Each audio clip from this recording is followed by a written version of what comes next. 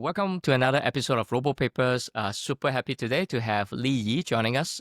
He is one of the authors of this paper called R2S2, Unleashing Humanoid Reaching Potential via Real-World Ready Skills Space. Thank you so much for joining us, Li Yi. Maybe Yeah, as a thank you start, for if having you me. can introduce yourself, tell us a little bit about how you get into this space.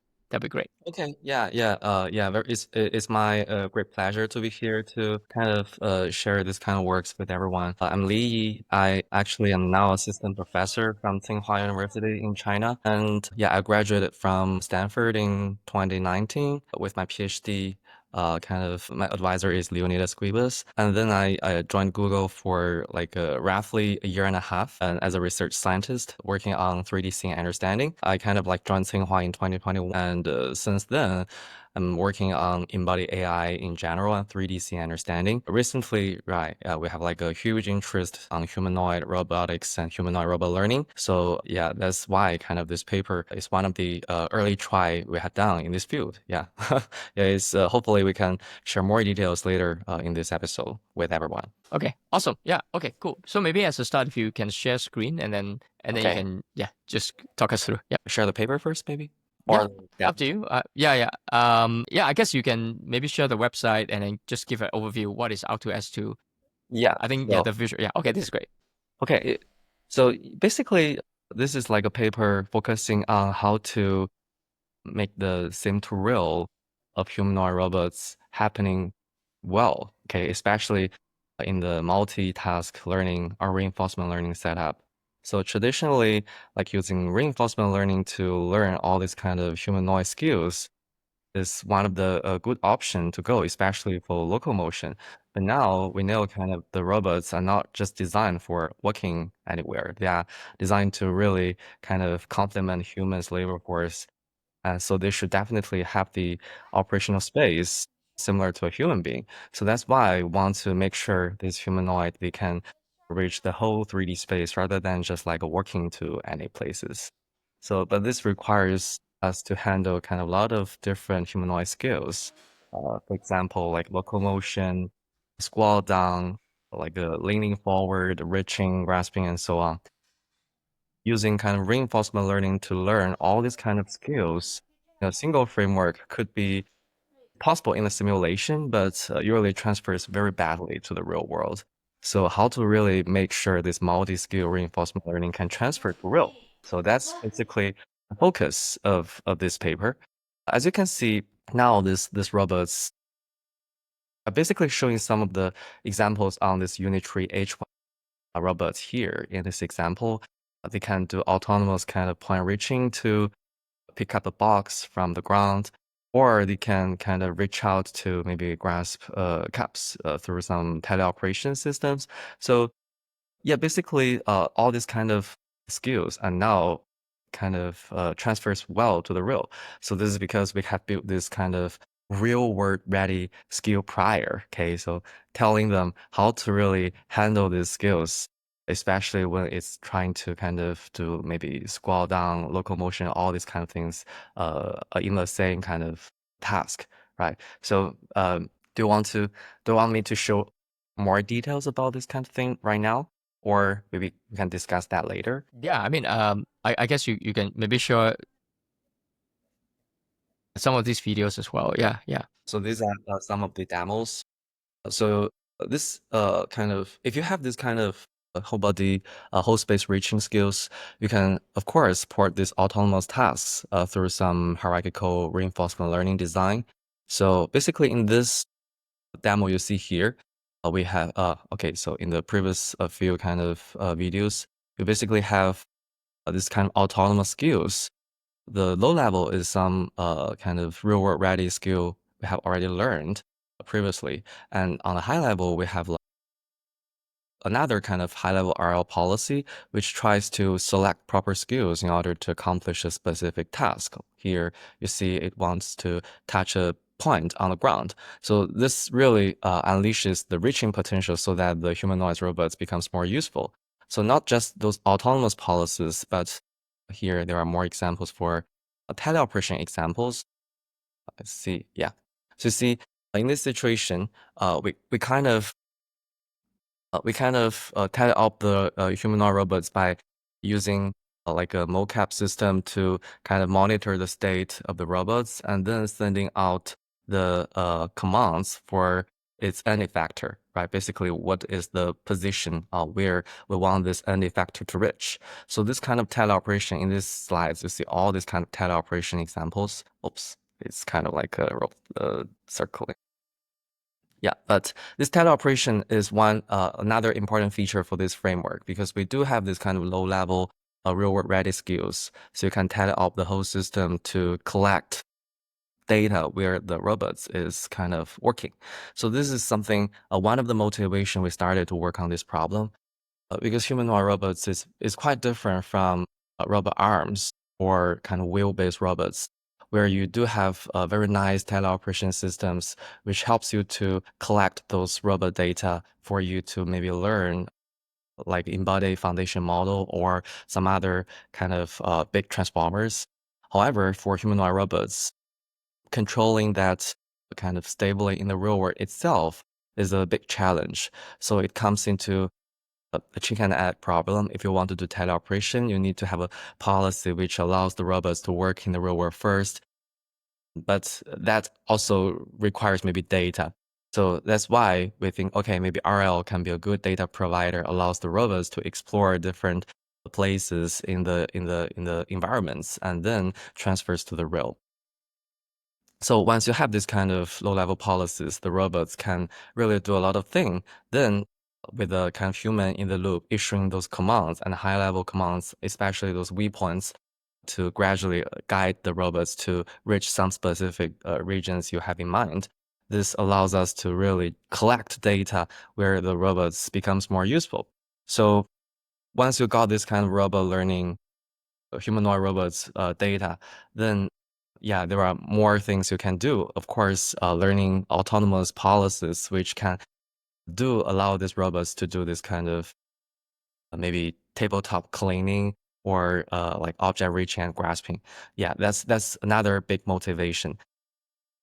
Starting from that motivation, we work on this project, tries to build a very stabilized and low-level control for these humanoid robots. And then we can started to use this methods to collect data and training maybe autonomous policies. So here are more primitive skills. So this R2S2 itself is actually like a skill prior. So this skill prior means we want to make sure we can do sample robust skills from that space so that it supports the high level planning.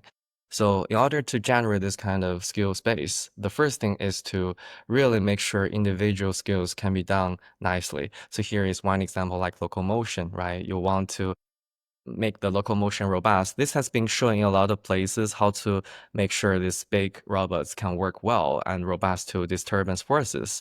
So we found that if you learn these locomotion skills alone, you can introduce a lot of good constraints or regularizations. For example, the gait is one of the famous regularization people want to introduce when they are using reinforcement learning to learn these locomotion skills. But if you learn a multi-skill, a multitask reinforcement learning, then how to really kind of introduce good constraints in this setup itself becomes much more challenging. So that's why we decided to first learn individual skills and by introducing a lot of human priors. So here for locomotion, of course, gait is one of the famous and useful prior. So this is kind of body pose adjustment. In this body pose adjustment primitive skill, by including squat down, leaning forward, all these kind of skills you need to adjust your body pose so that you can have a large reaching space. So here, of course, you no longer have those gait as your regularization. You probably want to introduce some another set of regularizations, for example, symmetry. Right? So you know when they are doing this kind of body pose adjustment, a lot of the time their kind of leg joints have symmetric nature. We want to encourage the pose of the legs, the joint works, all these kind of things. They're kind of symmetric. And this will also stabilize the whole training process and making sure you do have this very good and stabilized squat down, leaning forward skills. And all these kind of primitive skills and also like hand reaching. So hand reaching, this is a more easier primitive skill. Usually for the upper body, if you want to reach some specific spots, you can use some IK controller. That's not very complex. But with just this kind of primitive skills, it's not sufficient to really span this what we call real world reality skill space.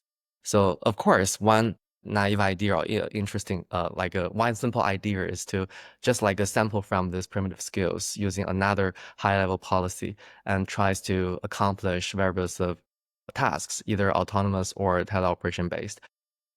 Now the issue is how can these skills being kind of composed and coordinated?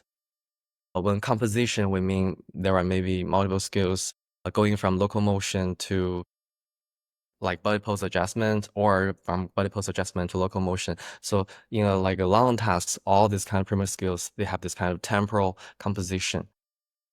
On the other hand is the spatial coordination, right? You do have the upper body, you want it to reach anywhere, but you also have the lower body, you have to probably walk to some space or adjust the specific pose of the legs.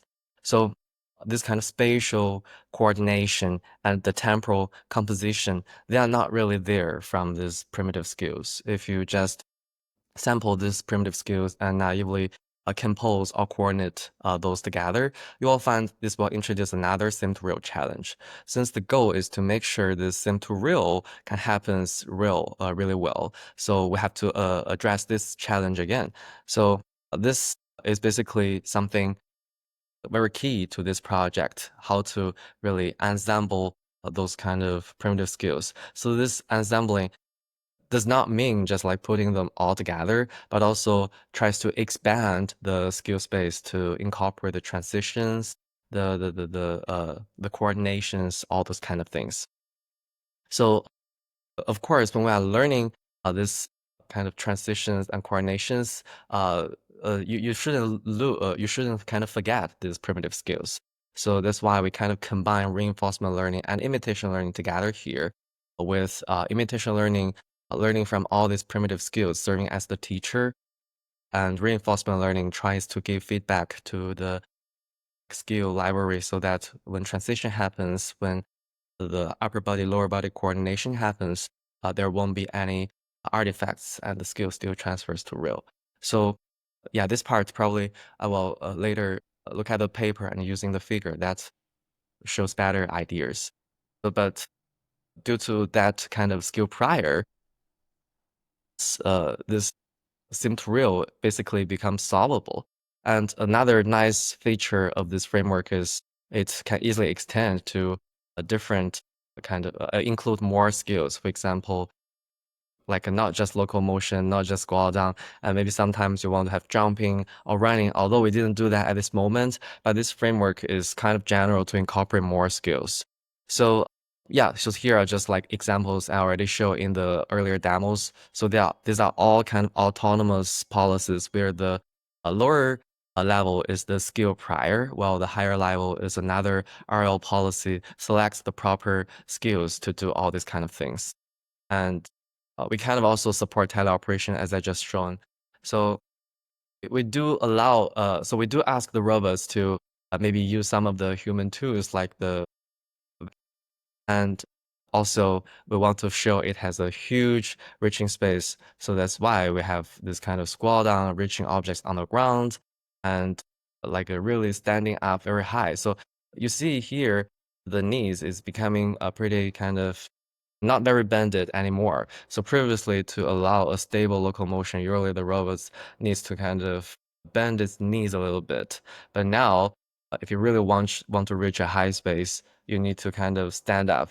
At this moment, keeping balance is also a challenge because, yeah, you need to better kind of pose your center of mass and so on. Yeah, you can also use these kind of tools to write some of the characters here. And yeah, this not just happens on the humanoid H1 robots, but also on the smaller and easier controlled G1 robots. So yeah, this teleoperation is basically something pretty important for this project.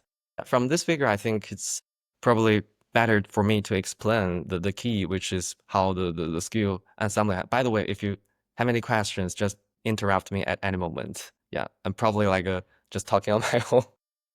Yeah. Okay. So yeah, for this figure, I think No, is these are all like really incredible. Oh, no, I was gonna say like, yeah, I just want to say like the demos are incredible. I mean, Chris and I have seen a lot of incredible demos on this podcast, but I think yours is some of the more impressive ones, certainly for whole body humanoid. But yeah, I was gonna ask about this diagram, so it's perfect. Yeah, so maybe you can Yeah, talk us I through will how you provide set a up the little more whole. information. Yeah, so this is basically shows how this kind of things happens really from maybe like a way CS and robotics people feels more intuitive. So here, this is the whole pipeline. We kind of divide that into 3 blocks. So on the left is the primitive skill learning, which I already kind of introduced to some degree. So we want to kind of incorporate different primitive skills necessary for this whole body, whole space reaching thing. So specifically in this project, we consider 3 primitive skills. One is locomotion, basically navigate to any position. So here you will have the velocity and also whether you want to kind of rotate yourself to like your left or your right. And for body pose adjustment, so this is kind of yeah, another key feature here.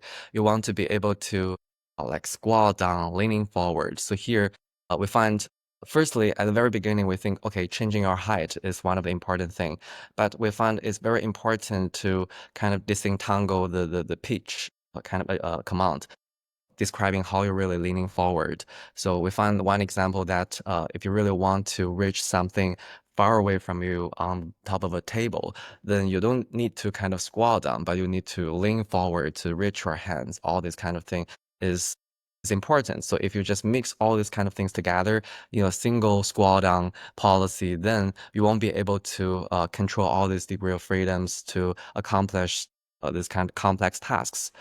And yeah, that's why for this kind of body reaching, you will also have different commands controlling the height of the robots, the pitch angle of the torso.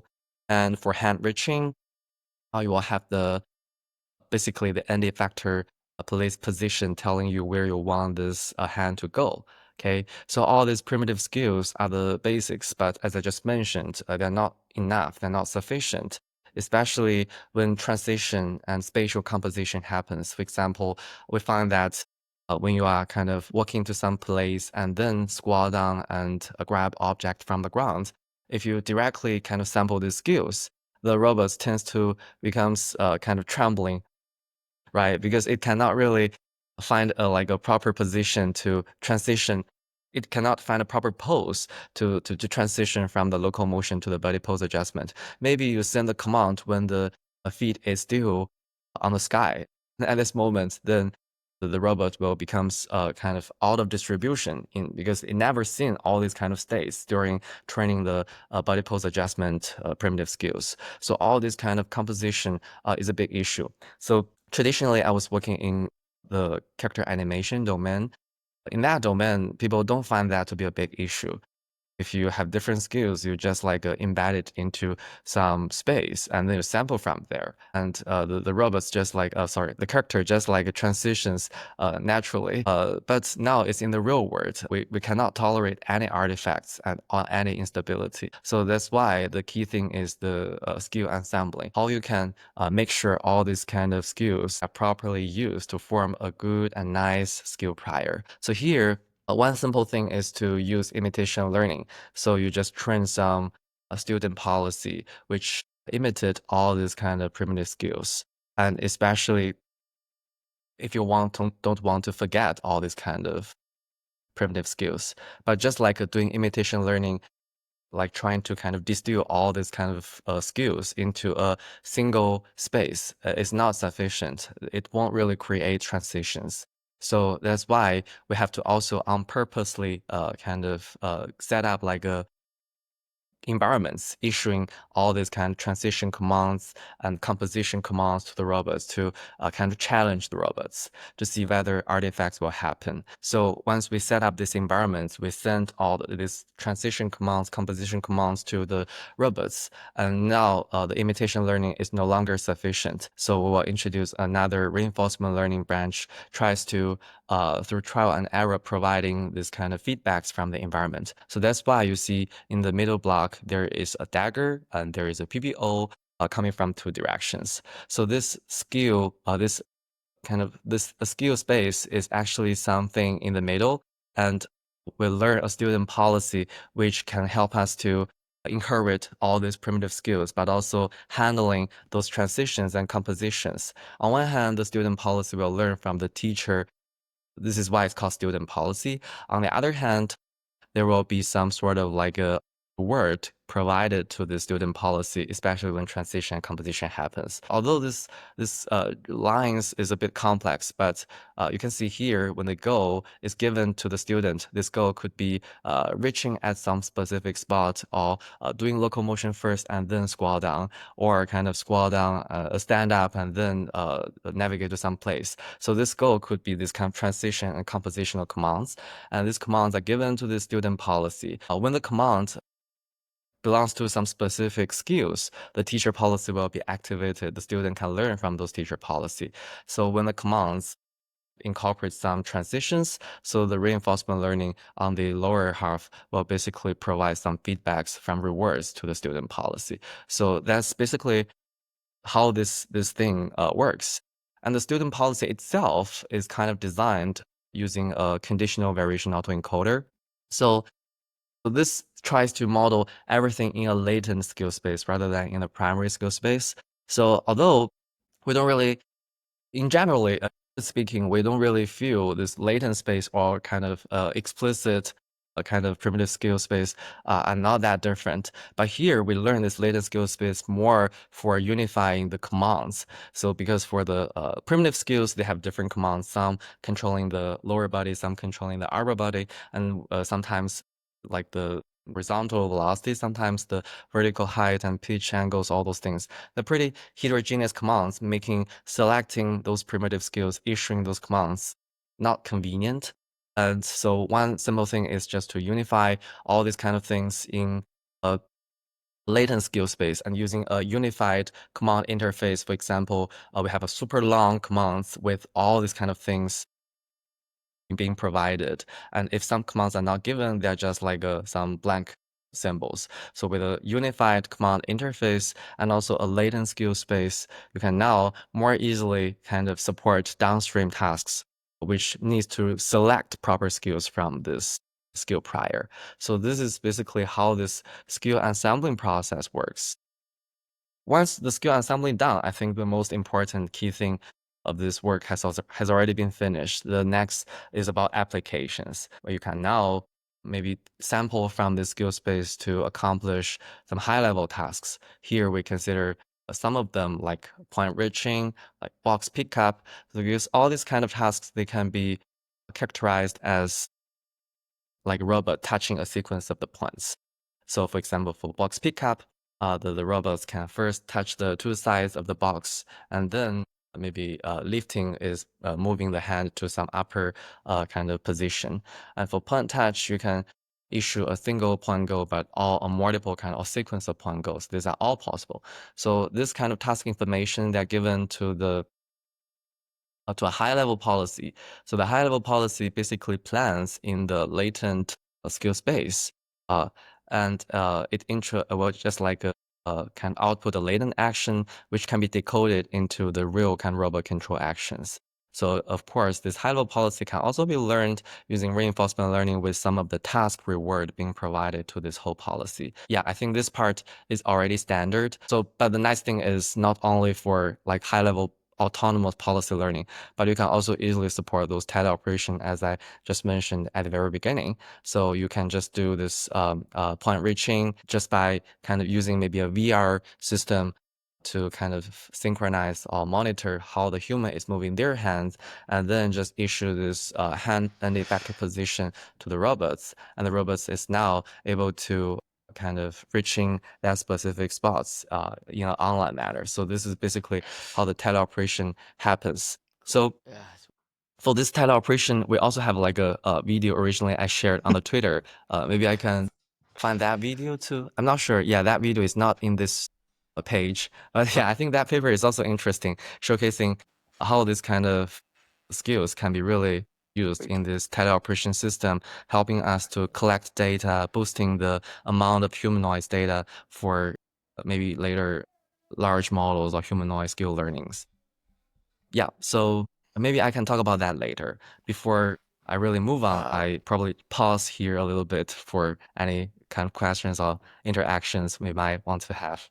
So once Yep. you get this kind of like latent skill space, so because it has all the primitive skills and all the transitions, and also they are already kind of verified to be sim-to-real transferable. So this is another good advantage. So before you learn, before you kind of like ensemble all these primitive skills, you can do sim-to-real verification to see where the artifacts come from, how you should change and adjust your rewards, and even using real-world data to improve the sim-to-real transferability. So these are all possible for a single skill learning and also very easy for single skill learning. So once you have all this kind of sim-to-real transferable primitive skills, you just ensemble all those things and with the proper transitions in the latent space. So this allows and also the transitions due to the good post priors from those kind of primitive skills and also the reinforcement learning reward. We find it can transfers to real very nicely in this situation. So all this kind of thing allows us to now learn some autonomous tasks, for example, through a hierarchical RL paradigm. Here we can consider a lot of tasks. We found a lot of like reaching tasks can be considered as touching and reaching a sequence of points. So that's why specifically in this project, we consider point touch and box pickup as some of the candidate tasks. So we can basically training a high-level RL policy which outputs some latent action. These latent actions will be decoded into the real robot actions to control the robot torques.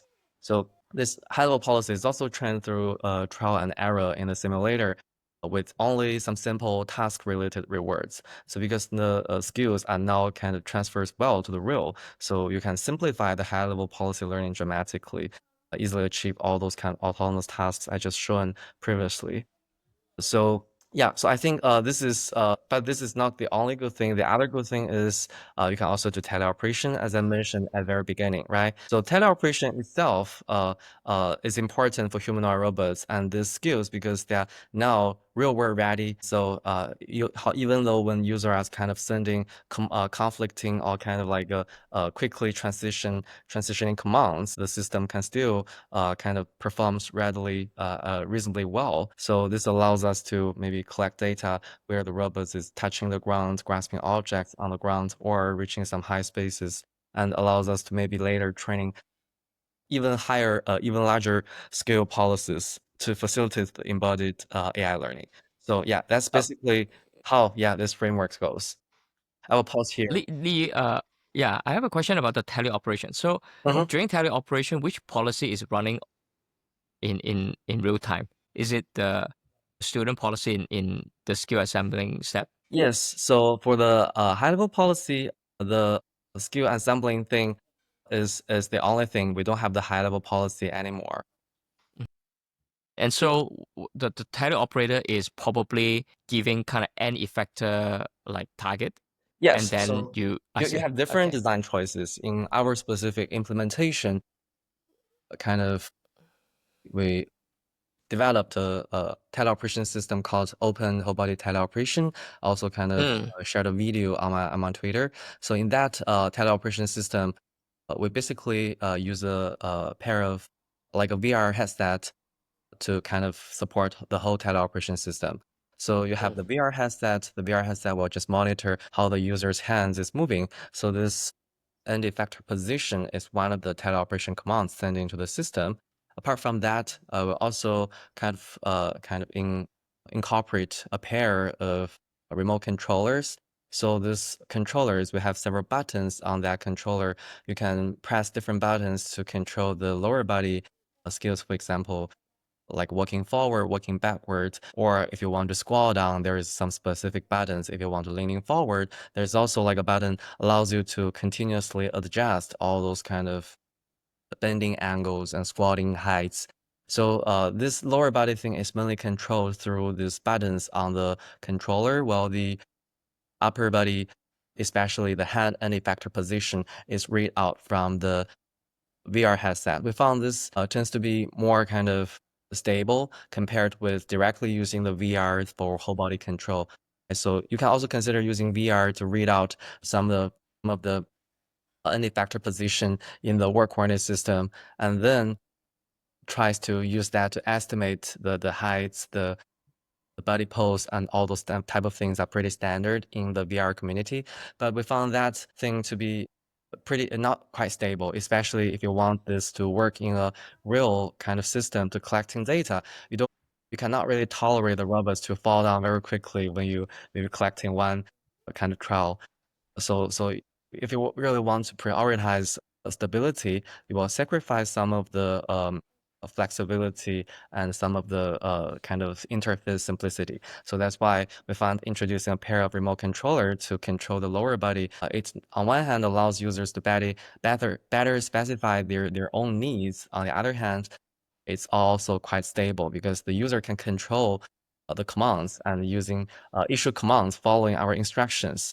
For example, if you just like send the commands to let the robots to for example, if you have a VR headset and people are kind of squatting and working at the same time, because now this skill is not in the primitive skill library, the policy will probably fail, right? But if you use the remote controller, user can be instructed to maybe walking and locomotion, they should not happen at the same time. They can transit, they can have a nice temporal composition, but you shouldn't really expect the robots to squat down and walking at the same time. So yeah, that's also another reason for us to design that kind of teleoperation interface. Okay, Yeah. cool. Yeah, I think for the teleoperation video, yeah, I'm not sure whether I have that one because this is a teleoperations video, like a teleoperation project. We kind of collaborated with Galbao, the startup in China. So maybe I can just like show some of the teleoperation systems feature, so for the audience to get a better sense why we think this is like a good thing. This video, yeah, from here maybe. It shows first the motivation of using this whole body teleoperation rather than just like the tabletop teleoperation. Previously, Mhm. like Unitree, UC San Diego, they already kind of open source some of the tabletop teleoperation frameworks, but with only kind of this like standing and walking thing is not sufficient to really match humans' walking space. So that's why we want to develop this system to leverage the previous skills we learned to support the robots. So this like teleoperating system has three key features. I would say I will pause here a little bit. So cross robots means this teleoperating system not only supports Unitree H1, we can also use the same skills in Unitree G1 because we started with Unitree H1, although I know that's no longer very popular these days because we started from Unitree Yeah. H1 and we actually found its control is more challenging than Unitree G1 because it has Mhm. taller heights and squat down and bending, all this kind of thing. If you want H1 to really touch the ground, its control is much more complex. Using Mm. G1, we quickly set it up, but using G1, H1, it's really spent a lot of efforts to making it really works well in the real world. So that's why we want to highlight this feature. So this methodology is can be shared across different robot types. And for quick deployment, we are if referring to the VR system, because we know there are also kind of different ways to teleoperation, maybe through isoskeleton. All those things are very nice. But one thing is they require more hardware setups. We originally started this project by ordering some of the hardware to tries to build a isoskeleton-based teleoperation system. So one of the intern students spends like 2 months and didn't really get it to work. So that's why we kind of gave up. So we think, okay, we really need something which can be easily set up even for beginners. So that's why we decided to choose this VR-based teleoperation system. And for sim and real, it means now the system not only works in simulation, but also in not only works in the real world, but also works in simulation. So we do develop some of the features also in different simulation platforms. For example, in Majorcal and also in ISAC lab. So for teleoperation simulation, because we know there is a branch of work from NVIDIA, they are really kind of using this simulation environments to augment the teleoperation data, right? So we think this is like very good thing and we should keep that feature. So if you can also do this whole body teleoperation in the simulator, then you can easily randomize the environments, randomize the kind of the trajectories and to augment the data to make sure you have much more data. In the end, it's a combination of the sim data and the real data for learning downstream humanoid foundation models. So these are the three key features for this open whole body teleoperation system. Yeah, so now you see we can just like the robots to maybe scroll down, fetch up something and handing it over to the others. So this is showcasing with a VR headset. It's pretty easy together with a pair of home body controllers. You can do this teleoperation in both indoor and outdoor environments. So here, yeah, so the robots is pretty robust to different terrains. The carpet is pretty soft. It's okay. The outside kind of terrains, it's quite different, but still like okay for the robots to doing this kind of squat down motion to the ground. Yeah, we really want to showcase. Yeah, this is about like a teleoperation in the simulator. We don't have much kind of resource in this video, but maybe later this month or next month, we will also kind of deliver some demo videos showcasing how users can use this teleoperation largely in simulation to collect data. So this, yeah, this only requires some tabletop and VR headset. You can already do all these kind of things.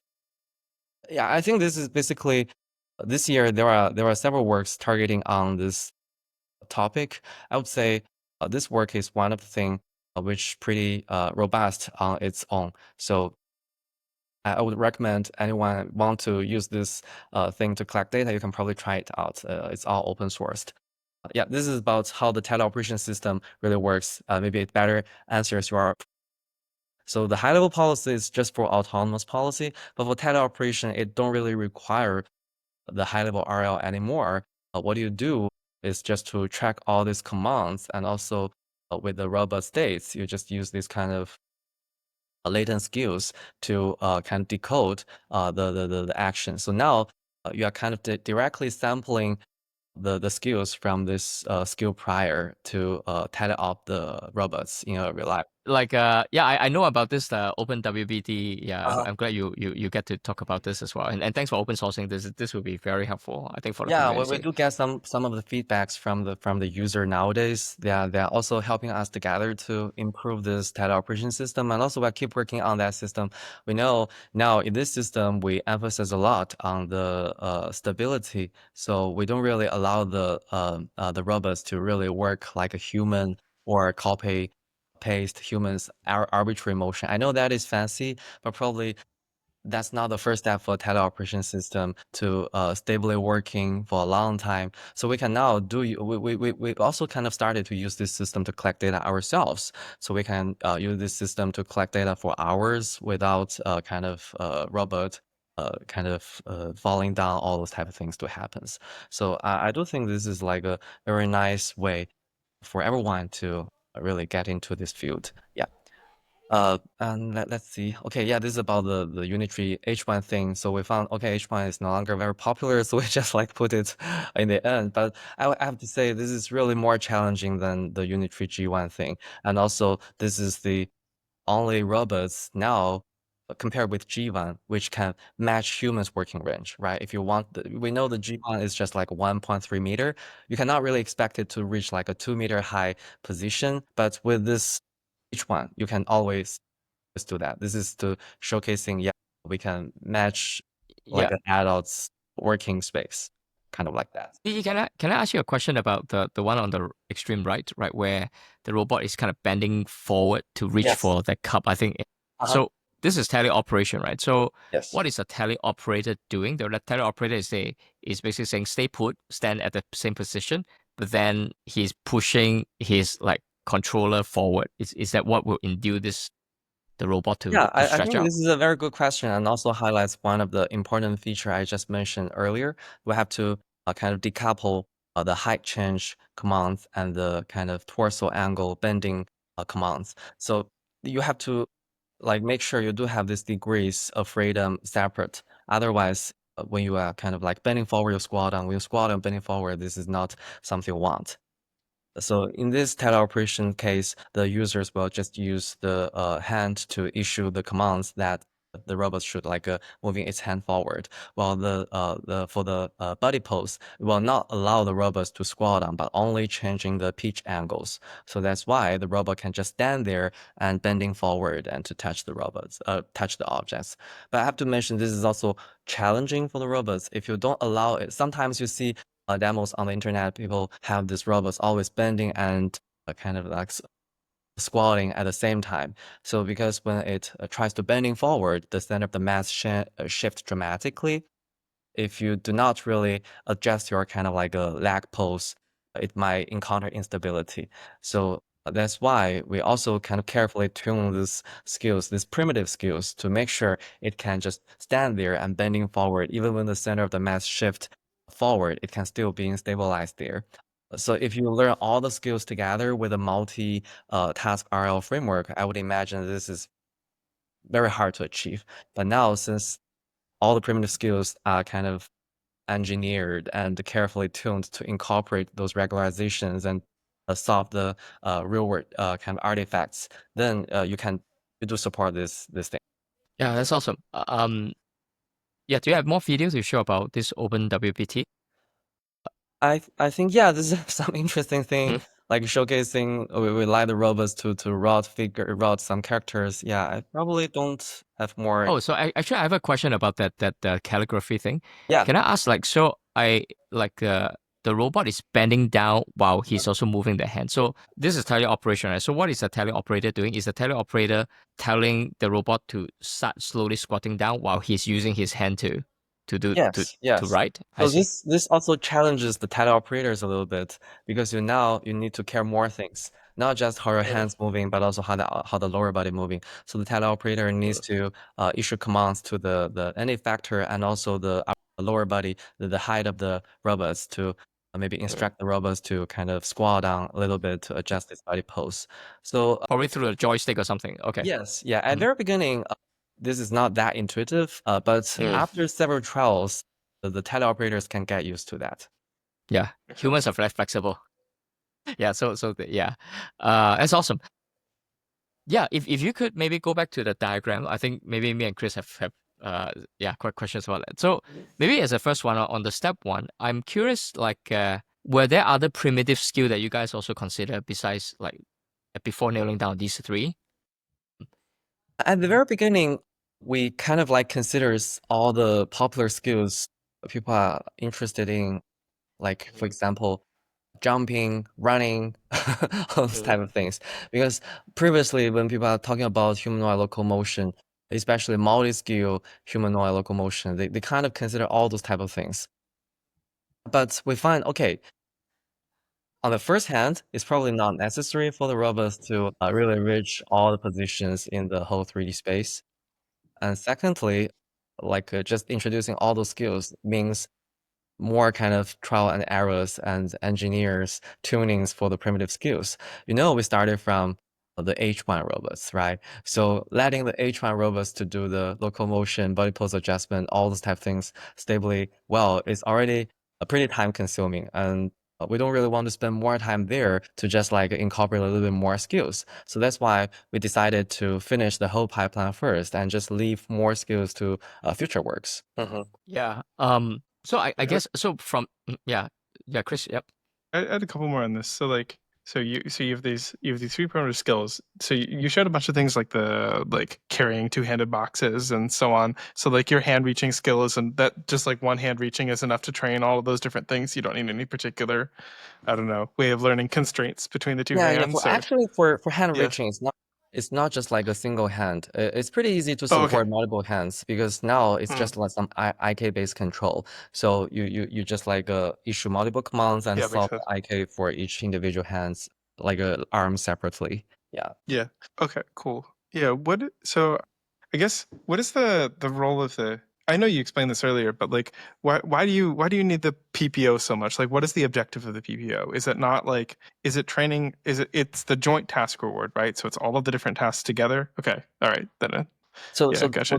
for this PPO, it will incorporate kind of different rewards. For example, it will have the teacher specific rewards. For example, if it's doing locomotion, Yeah, now you will of course have the teacher policy, but also you will have the rewards inherited from all those kind of teacher policies. But also you will have some general rewards. For example, preventing the robots from falling down, preventing some kind of action kind of disturbance. You will try to encourage the action to be smooth and also the states to be smooth so that you don't have like all those kind of artifacts. So these general rewards are also one part of this PPO. So the role of this PPO is to just to make sure when transition happens or when upper right. and lower body composition happens. For example, when you're moving your hands, you shouldn't really kind of the lower body should still be stable.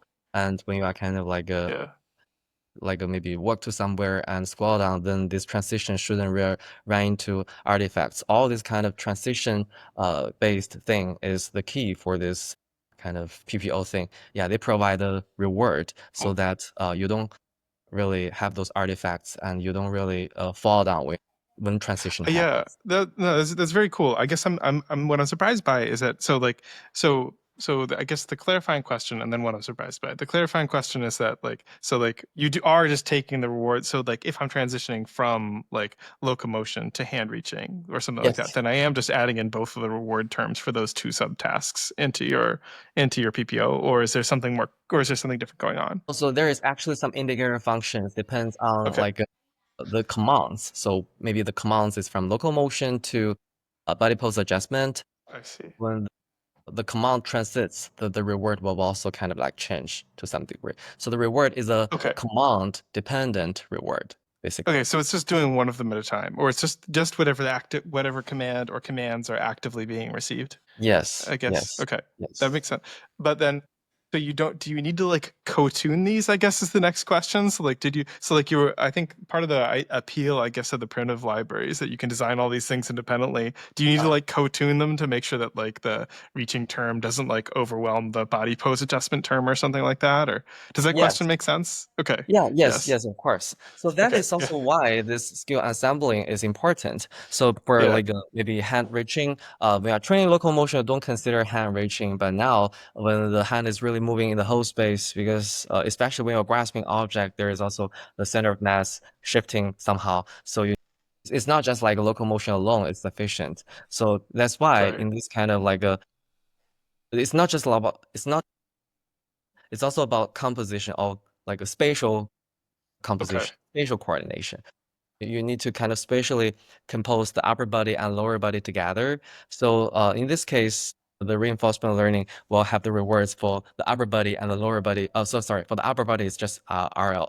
It's just like a IK based thing. But for the lower body, now the reward needs to basically handle more things. It need to be keep balanced when the upper body is moving. So Yeah. this is kind of I wouldn't say this is like a co-tuning because the hand reaching thing itself is not just like it's not an RL policy, but it do add kind of disturbance to the locomotion policy. You have to now Yeah. tune your locomotion policy so that it's more kind of robust to the upper body movement, and also for the body pose adjustment, it's the same. Right. Okay. That makes sense. Yeah. So you don't, so this is probably because I guess maybe part of what was confusing me there was like if you wanted your RL policy to like reach a particular position or something like that for hand reaching, and I guess I don't know how the rewards are structured, but if you wanted to reach a particular position, then obviously the body pose or locomotion would strongly impact its ability to reach any SE3 position in Yes, yes, space, right? So exactly. then those would fight each other. But okay, that explanation makes Yeah, sense. Is actually, that right? we do think Yeah. about like using RL to do the hand reaching at the very beginning, but we found that's actually complex things.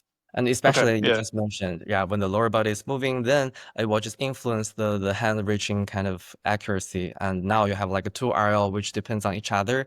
The upper body Yeah. RL was super sensitive. So that's why we just use the IK thing. Yeah, that's sufficient for the hand to reach any space you want. Okay. Yeah. Makes sense. Cool. Yeah. Okay, so another question on this front. So like I am curious about how sensitive all this stuff is. So like by which I mean like how long did it take to train? How long did it take for you to set up all these rewards? Because you also have the dagger versus PPO trade-off. I say where you like start out with more dagger, right? And eventually Yes, it's all PPO. Yeah, okay. yes. So like So yeah. at the very beginning, it's all dagger, but it's never all PPO, I have to say. Oh yeah. Okay, right. At the very beginning, it's mainly dagger, and later it gradually goes to dagger plus PPO. It's never all PPO because we don't want the student policy to forget all those kind of teacher policy skills. But don't you have the teacher rewards still? Why do you need to preserve that little dagger slip? Yeah, we do have the teacher like rewards, but now because the transition happens, the skill is more kind of like you have multiple kind of skills learning all at the same time. They are kind of I see. sharing the network weights, all those type of things. So it's to So avoid forgetting? Is that the yeah, okay, it's okay, possible okay, for cool. skills Makes to sense. influence each other. That's why we do still Uh, enforce the dagger to play a small role to okay, cool. prevent from forgetting. Yeah, That makes sense. All right. yeah. Um, yeah, I'm curious. So when you finally start doing all these sim to real experiments, I know you have some charts that kind of show against baseline. Do you want to talk us through some of that and how do you actually evaluate? Yeah, that's a good question. Yeah, so these are just like showcasing the reaching space of the robots. It's really matching humans' reaching space. Yeah, we do have some experiments trying to compare our method with baselines and also the ablations of our own methods. So here, yeah, on the first hand, we tries to compare the reachable space of different kind of policies. So we find, okay, so the reaching space is indeed different, especially if you want the robots to kind of touch the ground and reaching very high positions. So the reaching space itself is one of the evaluation metric. So whether you can reach all these kind of positions in the 3D space reliably, well, and we find that if you consider this sim evaluation and real evaluation, right? So this is easy. You can just do that in the simulator. But for the real evaluation, now we find with different skills being removed. This h, this p, they are basically referring to the height, the pitch angle. So they are all important for the body pose adjustment, so that the robots can have a pretty huge reach space. So if you remove any of them, the reaching space will be dramatically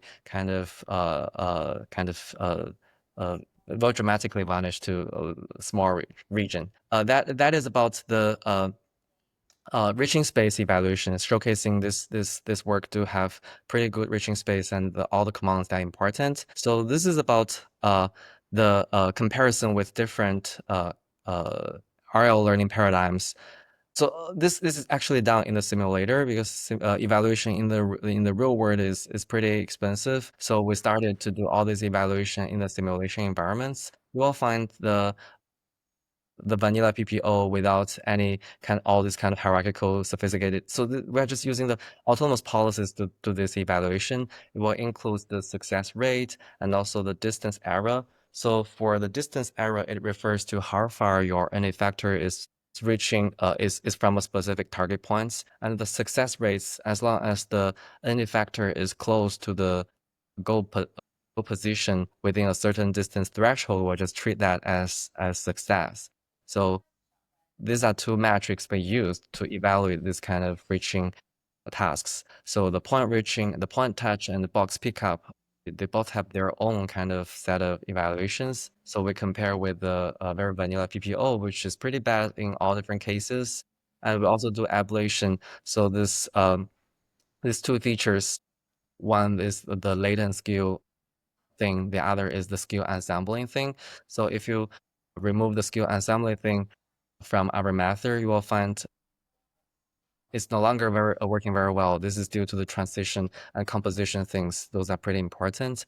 And the latent skill thing is a way to unify the command space so that you can easily sample from a more homogeneous skill space rather than the very heterogeneous primitive skill library. So we found that in practice also improves the performance a lot.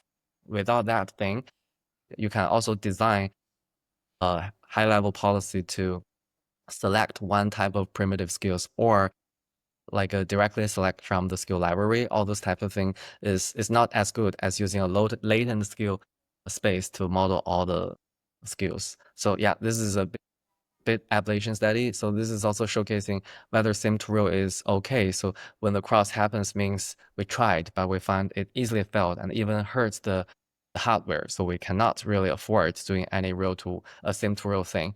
And for this thing, for the third role, sometimes it can work to some degree in the real world, but it trembles, it has artifacts, and when the transition happens, instability happens. So although we say, okay, this is sim to real transferable, but it still has its own artifacts. Yep. Sorry. So distance error. So is what you're doing in? Are you putting some kind of mocap onto the physical robot and then get the distance and then the delta between that and what is the difference you're comparing for distance error? Yes. For distance error, if you do that in the simulator, it's easy, right? But if you want to do that in the real world, you do need a mocap system to help you to measure the kind of end-effector position precisely so that you know whether it matches the goal. So that is exactly what we are doing. Yeah, we have the mocap marker. If you examine the early videos, you will find there are a lot of mocap markers on the H1 robots. So that is mainly for teleoperation and for evaluation. Cool. I see. So why do you think that the latent space did the latent space help with sim to real, or does it, or why did, if so, why? I guess, or is Well, it it just clearly that works because without latent yeah, space, it's definitely half as good. Only yeah. right. Well, why? Yeah. Why then? I guess why does the latent space help with this? Yeah, I think for latent space, it's easy. It's easy to kind of incorporate all this kind of transition thing, and also because for transition, you can also Yeah. treat that as a separate skill, right? If you treat that as a separate skill, then that's easy for the high level policy or the teleoperation system to just like sample those things to make sure it can nicely and stably transition. If you do not use the latent space, then for the original command space, then there won't be like a skill corresponding to those transitions. So that's one of our kind of intuition for designing that latent space. So it's really like, so it's like the PPO component really is what's like being able to learn all those transitions and capture them in a single latent space that does it. Okay, Yes, that makes a lot of exactly. sense. Exactly. Cool. Awesome. Yeah, very cool. Yeah. So Yeah. I guess what would be an extension of this work? You mentioned earlier you probably want to add more primitive skill, Yes. maybe over time. Uh-huh. Like what would be the next one or two that you think it would be quite useful to start adding on to this repertoire of primitive skill? Yeah. I think adding primitive skills is definitely one possible way to extend this work. For example, allowing the robots, for example, climbing stairs, right? So that will make the teleoperation system more useful for the complex environments, complex terrains. But yeah, at this moment, we think like making this teleoperation system more flexible is also something pretty important. Right now, the stability is the key. But since we already get the stability, the next thing is can you make it more flexible to maybe also using the lower body, have a more control on the lower body to maybe use the lower body to manipulate objects sometimes. Right? For example, kicking football, all those type of things. With only upper body, you cannot really do that. Maybe I know like Jiajun Ziyuan, they recently have works related to that topic, but how to really have a good trade-off between the stability and the flexibility. I think, yeah, that's one key thing we should consider when you are keeping building this whole body teleoperation system, and also how to incorporate vision. So at this moment, we know on the bottom of this teleoperation system is some robot autonomy, right? So it's not like a pure human-controlled teleoperation. It's some shared autonomy with certain autonomous skills from the robots and certain kind of commands from the humans. So how to increase the autonomous capability of the robots, for example, by including the vision, so that now the robots can do more fancier kind of stuff without being to specify every joint's commands. So this is also one of the interesting things we are considering and actively working on. And of course, supporting different teleoperation kind of forms, for example, isoskeleton or even like just only like a VR exoskeleton or even just like a web camera. How can we really make the teleoperation system cheaper and more easier to be set up? This is also something pretty interesting. Yeah. That's awesome, man. I'm curious though, like, as these things go down, how much value add will you get from human basically jumping through all this like UX, let's say, deficiency of teleoperation? Like, how much can you gain from human teleoperated humanoid Yeah. versus just, let's say, learning from video, like, YouTube, like, watch Lionel Messi play and then just have it like, just do it that way. What sense? Yeah, so you're asking like, what's the value of have a human teleoperator? Why not just like learning from human videos, right? Yeah, yeah. I'm curious what's your take on that, because it's a lot of effort, I know, I know. I think to force learning a from human video to. I think Mhm. learning from video is a very kind of promising direction. Myself is also kind of heavily investigating on that topic. For example, how to extract human motion examples and using that motion as a template to do retargeting. Specifically for dexterous hands, for dexterous manipulation, we have several works like transferring humans' motion skills to like a robot dexterous hands and to do dexterous manipulation. I do think that's like a very kind of interesting thing to pursue from a academic perspective. But I would say that sometimes we just assume the video, the internet data is endless. Most of the time we find it's not really the case, especially if you care about the data quality. So video is everywhere, but high quality data is not everywhere. So if in the end you want to focus on get high quality data to solve your specific task, then whether that data comes from video, from some teleoperation, or it comes from like a unpurposely collected video. It's all possible, right? You might probably want to collect videos on your own to get some more video data, and then it's not that different from teleoperation anymore, unless that is cheaper, maybe. Yeah. But I wouldn't say the high quality data is already everywhere on the internet. Even if it's there, getting all those data itself is a super challenging thing. So that's why I think teleoperation, at least to some degree, still has its own value. But it's not just like using teleoperation to solve everything.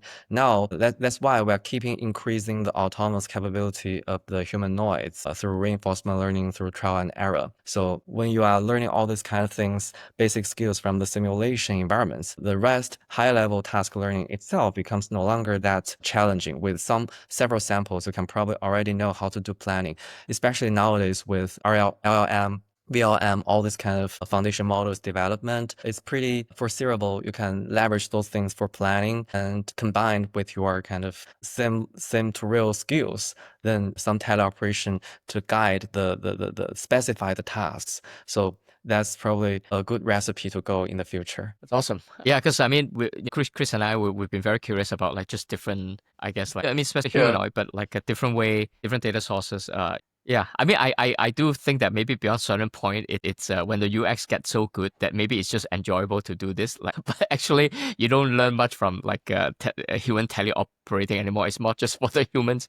Maybe it's an interesting experience for the human to teleoperate a robot at some point. But you actually don't learn all that much. Maybe you should just throw a world model or some kind of simulation, and you actually get, and then through a VLM, you can actually do the whole thing. Yes, I think that's possible. So that's why teleoperation itself is so expensive. You shouldn't expect to get like a huge amount of teleoperation data in the end, right?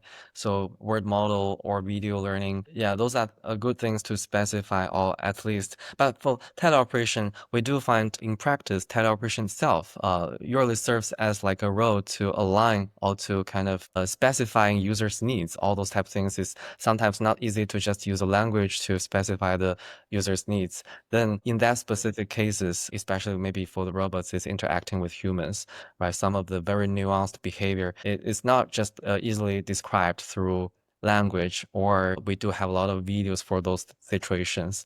So in this case, some teleoperation is helpful to kind of activate the capability of this kind of basic skills of the robots. Yeah, but myself is not like a big fan of like a huge amount of teleoperation either. I'm actually like I'm a good believer of simulation and sim to real. So I've been working on using synthetic data for kind of boosting humanoid robots and also robot skill learning for a long time. time. So that will continue being my main mission. And teleoperation is useful. So with this kind of simulation thing being developed, we can now also support teleoperation. So this is saying simulation is critical because without simulation, you don't even have a way to do teleoperation for humanoid robots. Yeah. Okay. Cool. Chris, do you have more question about the paper? No, Yeah. nothing particular. So Very I guess cool stuff. Yeah. Yeah, maybe as a wrap up, we usually like to ask this question, like, are there any like other papers you come across recently that you want to give a shout out to? That it doesn't have to be humanoid, right? But could be anything that kind of really pique your interest. You want to give a shout out to? Yeah, I normally kind of like, I see a lot of like papers in this kind of like a humanoid branch and also for general robot learning. And recently I see one work from MIT studying kind of large behavior model. That's on my reading list, which I think is pretty kind of interesting. I will, personally, Russ, right? I think. Yeah, from Russ. Yeah, I will read that paper carefully. I'm not sure whether you can have like an episode discussing that paper. That would be super cool. Yeah. Okay, we try our best. Get him on the pod. Yeah, I haven't read the paper yet, but I saw his he gave a recent talk at Stanford. That was really cool. Yeah, that was really cool. Cool. Yeah, awesome. Cool. All right. Well, yeah, all right. I mean, thanks so much for making the time, Lee. Really cool work. And I mean, thanks for open sourcing, I think, Open WBT, and glad to hear that you guys, sounds like you guys will keep on adding more primitive and make it even more useful. Yes. Yeah, I think it will help a lot. Yeah. Okay, cool. Thank you. So I guess, yeah, thank you so much. All right, Chris, what have you learned? Cool. Yeah, I thought this is a really interesting paper on how to do teleoperation by training these different skills. And I thought particularly, I thought it was really interesting to hear about how he managed to use, or how they managed to use the like this balancing between RL, or between imitation learning and reinforcement learning, to get like these nice, smooth, safe transitions between all these different capabilities. And it seems like a nice, robust, scalable way to train whole body control policies for complicated robots. What did you think? Yeah, I mean, I think when I saw the demo, I was like, okay, wow, Yeah. I mean, we've seen a lot of very cool demo, but I think in this particular case, it has a lot of use case for much more powerful way to teleoperate. I think, you know, because a human have so many degree of freedom. It is still a big, I think, research question, let's say, of what is the right way to do teleoperation that it is not too frustrating for the human teleoperator. Yet, hopefully use all the capabilities across all these degrees of freedom that you actually have, right? So it is basically a question of whole body manipulation, right? Or locomotion. And so I think what he's doing here is a very usable stack. It's a very usable stack. You know, like for example, like, you know, what the folks in Stanford is doing with let's say twist, right? You know, it's the full body motion thing, right?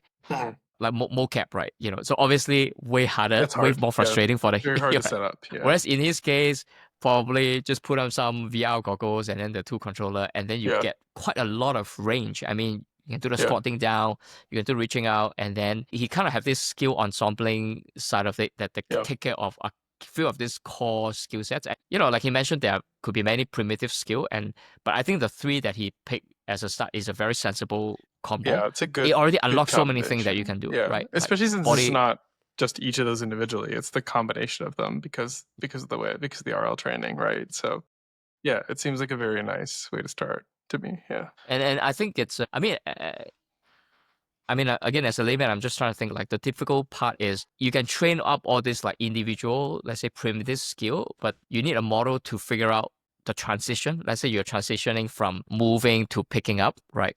Like, what is the right way to do it, right? Without breaking apart the robot, right?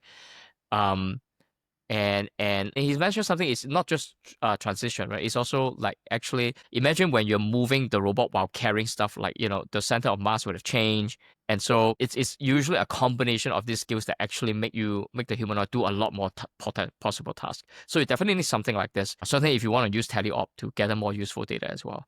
So I think this is it's great that they're open sourcing everything. But I think it's also quite curious what he was talking about, like, you know, beyond teleoperation, like the other modality, like synthetic. It sounds like he's doing a lot of work there. I don't think he didn't mention world model, so but he probably doing simulation, right? Yeah. But still, those are very much needed, I think. Yeah. So I Data-driven think I feel that simulation it's and kind of like a everything. common theme. It's like ultimately all these different sources of data, they all have their own trade-offs. So you should just gather whatever you can and then do co-training eventually. That Don't seems waste. like what everybody's doing, right? It's everybody's doing all of the above. That's the right way to go. It seems right. Yeah, plug Yeah, some. It's yeah, things are never as yeah. I straightforward. agree. And it's like Yeah, video data. Oh, it sounds great, right? But to his point, right. even though you can script the entire YouTube, like probably you're gonna throw up the other Yeah, 99.99999%. right. You know, Exactly. so you Yeah, might as well just like collect your own video in the lab, right? Maybe to that's what I mean, everybody's however doing. you yeah, Yeah, I mean, yeah. I so agree. but I think in this particular work, it is really helpful because like I feel that for the last 1 year, especially since G1 come about, what we lack is really good teleoperation UX for you to fully leverage. Otherwise, like if you're just doing tabletop kind of manipulation, then might as well just use a mobile manipulator, right? Those mobile based, like with a mobile base. But if you really want a two-legged thing, you want to be able to squat down, right, to fully take advantage of the full motion that is that you can get from a humanoid. So I think this is quite a big unlock, actually, something like this. So yeah, okay. Anyway, so that's my thought. Yeah, I guess we'll talk again really soon for the next paper. Sounds good. See you soon. Bye. All right, see you soon.